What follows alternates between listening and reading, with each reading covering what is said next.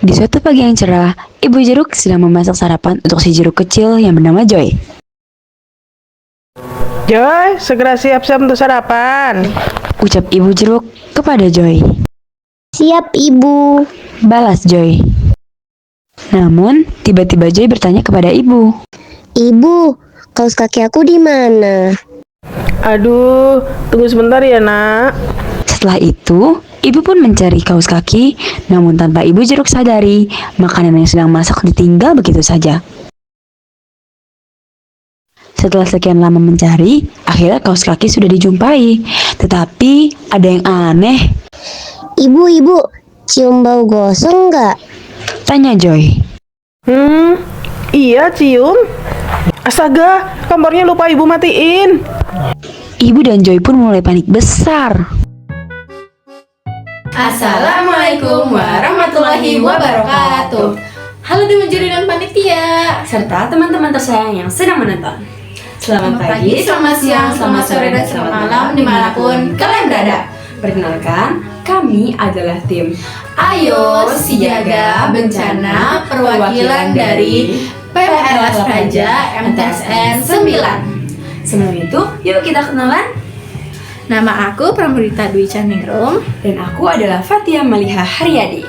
Kami hadir di sini untuk memberikan informasi seputar kebakaran. Nah, teman-teman, kalian kan tadi sudah melihat cuplikan video ya? Nah, cuplikan video itu adalah salah satu contoh dari kebakaran yang terjadi akibat ulah manusia. Dalam adegan itu, Mama Jeruk meninggalkan kompor secara tidak sengaja. Nah, akibatnya api menyambar kemana-mana dan tidak terkendali, sehingga terjadilah kebakaran. Oh iya, kalian harus tahu dulu nih 3 macam bencana alam. Yang pertama itu diakibatkan oleh ulah manusia. Contohnya adalah kebakaran hutan. Yang kedua adalah yang diakibatkan oleh alamnya itu sendiri, seperti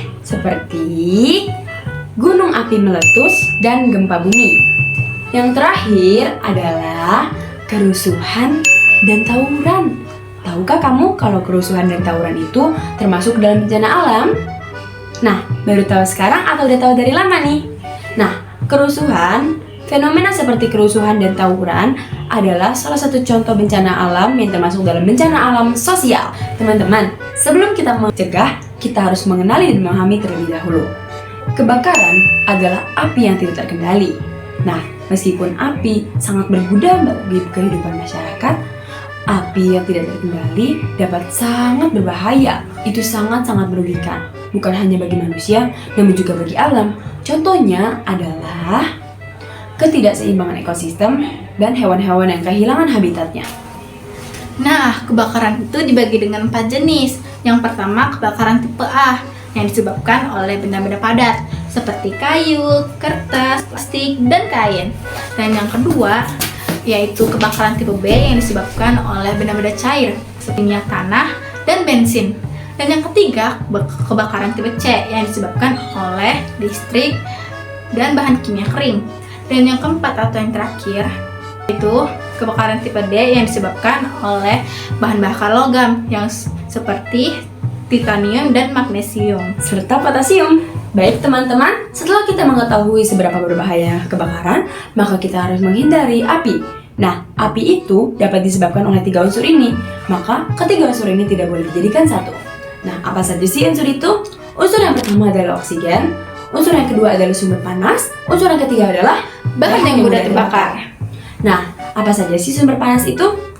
Yang pertama ada listrik, yang kedua ada sinar matahari, yang ketiga ada gesekan.